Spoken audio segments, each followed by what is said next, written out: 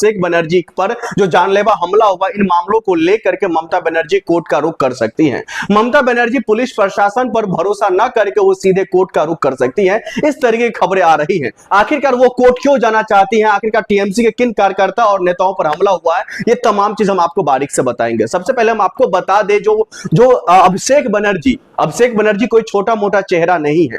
अभिषेक बनर्जी कोई आम कार्यकर्ता नहीं है। पश्चिम बंगाल के अंदर में टीएमसी का कोई आम कार्यकर्ता नहीं है। पर अभिषेक बनर्जी लगातार, जब से पश्चिम बंगाल में चुनावों का सुगुफा छोड़ा गया था, जब से पश्चिम बंगाल में लगातार इन तमाम चुनावों को लेकर के जो सब अपने तरीके से जो पार्टी लगातार बातचीत कर रही थी, तमाम पार्टी जो है लगातार इन मामलों को लेकर के बढ़ चढ़ के सामने निकल करके आ रहा था, तो उस दौरान भी अभिषेक बनर्जी लगातार ये आशंका जाहिर कर रहे थे जो आने वाले समय में हो सकता है माहौल और आगे बिगड़ सकता है। यही हम सब ने देखा था चुनाव के वक्त किस तरीके से टीएमसी के तमाम कार्यकर्ताओं पर, टीएमसी के नेताओं पर हमला हुआ, और उन्हीं हमलावर जो हमला में जो पीड़ित थे, जो हमला में जो चोटिल थे, उन तमाम नेताओं से, उन तमाम कार्यकर्ताओं से मुलाकात करने के लिए अभिषेक बनर्जी, जो टीएमसी के नेता हैं और ममता बनर्जी के भतीजे हैं, वो लगातार उनसे मुलाकात करने के लिए पहुंचे हुए थे।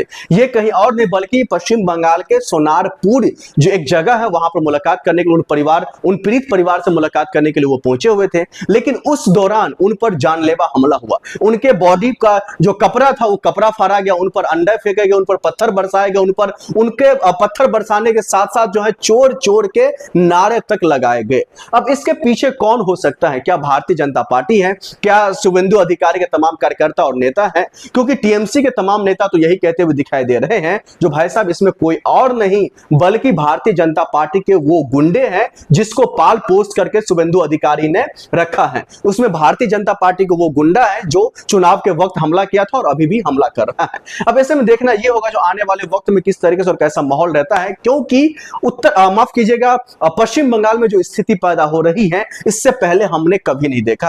हम अपने पत्रकारिता के इतिहास में आज तक कभी हम ऐसा नहीं देखा जो विपक्ष के नेताओं पर इस तरीके से हमला हो, जानलेवा हमला हो। यूं तो कहे दिल्ली के मुख्यमंत्री अरविंद केजरीवाल जब दिल्ली के मुख्यमंत्री थे तो उन पर भी जो है थप्पड़ बरसाया गया, जूते फेंके गए, तमाम तरीके का हमला हुआ था। लेकिन इस तरीके से पत्थर बरसाना, अंडे फेंकना और यूं कहे तो कपड़ा फाड़ देना और पुलिस प्रशासन को हेलमेट लगा करके सुरक्षित बाहर निकालना, इस तरीके की तस्वीरें तो मैंने तो नहीं देखा। शायद अगर आप देखे होंगे तो हमारे कमेंट बॉक्स आपके लिए खुला हुआ है। लेकिन देखना यह होगा जब इन तमाम मामलों को लेकर के आने वाले वक्त में क्या कुछ संदेश जाता है, क्योंकि शुभेंदु अधिकारी लगातार ये कहते हुए दिखाई दे रहे हैं जो भाई साहब हमने पश्चिम बंगाल में कानून का राज, पश्चिम बंगाल में आम लोगों का राज, पश्चिम बंगाल में आम जनता का राज, पश्चिम बंगाल में अवाम, जो पश्चिम बंगाल के जो तमाम अवाम है वो बिल्कुल खुलेआम और निश्चिंत हो करके आगे पीछे कहीं भी जा सकते हैं और आ सकते हैं। हम दूसरे लोगों की तरह विपक्ष के नेताओं पर हमला नहीं कर रहे हैं, दूसरे लोगों को, दूसरे पार्टियों की तरह विपक्ष को हम कमजोर नहीं कर रहे हैं। अब ऐसे में देखना ये होगा जो आने वाले वक्त में क्या कुछ माहौल रहता है,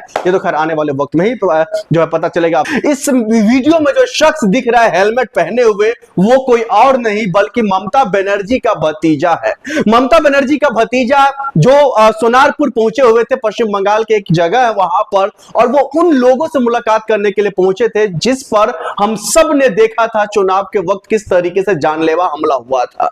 ठीक उसी तरीके से जानलेवा हमला अभिषेक बनर्जी पर भी हुआ है। क्या कुछ मामला है आखिरकार वहां पर, क्यों अभिषेक बनर्जी गए हुए थे और गए हुए थे, क्या इस बात की पहले से ही आशंका जताई जा रही थी जो उन पर हमला होगा? ये तमाम चीज हम आपको बारीक से बताएंगे। सबसे पहले हम आपको बता दें दर्शकों, इस वक्त की जो सबसे बड़ी खबर निकल करके आ रही है इसमें अभिषेक बनर्जी जो ममता बनर्जी का भतीजा है वो पश्चिम बंगाल के सोनारपुर एक जगह है वहां पर वो पहुंचे हुए थे। वो उन पीड़ित परिवार से मुलाकात करने के लिए पहुंचे हुए थे जिस पर चुनाव के वक्त हमला में काफी गंभीर रूप से घायल हुए थे। उन तमाम लोगों से जो है मुलाकात करने के लिए पहुंचे हुए थे, मुलाकात कर ही रहे थे कि उन पर भारतीय जनता पार्टी के कार्यकर्ताओं पर आरोप लगाया जा रहा है जो उन्होंने हमला किया, उन्होंने उस पर जानलेवा हमला किया और यहां तक कि उनको प्रशासन ने हेलमेट लगा करके वहां से सुरक्षित बाहर निकाला है। हम एक दो ऐसे वीडियो निकल करके वहां पर सोशल मीडिया पर वायरल हो रहा है जो हम आपको दिखा भी नहीं सकते।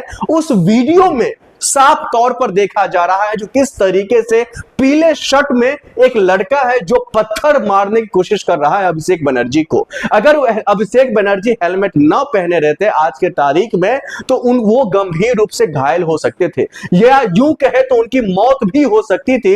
इस तरीके से जानलेवा हमला हुआ है।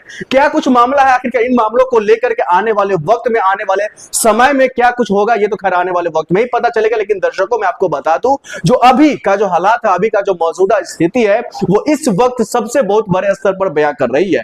कहा जा रहा है जो पश्चिम बंगाल में जो माहौल बन रहा है, पश्चिम बंगाल में जो स्थिति बन रही है, वो कहीं ना कहीं प्रशासन से के हाथ से निकलता हुआ दिखाई दे रहा है। यूं तो शुभेंदु अधिकारी लगातार ये कहते हुए दिखाई दे रहे थे, जो हमारे स्टेट में, हमारे प्रदेश में जब से भारतीय जनता पार्टी की सरकार बनी है तब से जो है पश्चिम बंगाल वाकई में एक नया दिशा और दशा तय करेगा। लेकिन क्या यही नया दिशा और दशा तय करता है जो आप विपक्षी नेताओं पर जानलेवा हमला कीजिए, आप उनको मौत का घाट उतार दीजिए अगर आपकी सरकार है तो? इस तरीके के मामले निकल करके आ रहे हैं। कई सारे सांसद जो टीएमसी के वो लगातार ये भी कहते हुए दिखाई दे रहे हैं, जो अभी इस मामलों को लेकर के हम एफआईआर दर्ज करवाएंगे, उन लोगों को हम सामने कोर्ट में पेश करेंगे जिन्होंने जानलेवा हमला किया है। लेकिन देखना यही होगा कि क्या वाकई में वो लोग पकड़े जाते हैं, क्या वाकई में वो लोग जेल के सलाखों के पीछे जाते हैं, ये तो खैर आने वाले वक्त में ही पता चलेगा। लेकिन अभी का जो स्थिति है, पुलिस प्रशासन किस तरीके से धड़ल्ले मुंह गिर रहा है, उनको यहां तक ये भी नहीं पता है जो हमला करने वाले कौन है। लेकिन टीएमसी के जो तमाम नेता और कार्यकर्ता हैं वो लगातार कहने की कोशिश कर रहे हैं भारतीय जनता पार्टी के ये गुंडे हैं, भारतीय जनता पार्टी के ये वो लोग हैं जो गुंडा, जो सफेद शर्ट के पीछे, जो पीले शर्ट के पीछे जो है ये गुंडा का चेहरा छुपा हुआ है। अब ऐसे में देखना यह होगा जो ममता बनर्जी इन तमाम मामलों को लेकर के क्या कुछ एक्शन लेती है। ममता बनर्जी क्या वाकई में इन तमाम जो हमला करने वाले लोग हैं इस पर एफआईआर दर्ज करवाती है? क्या ममता बनर्जी इन तमाम घटना को लेकर के कोर्ट का रुख करती है? ये तो खैर आने वाले वक्त में ही पता चलेगा। आप देख रहे थे फॉरएवर न्यूज। नमस्कार।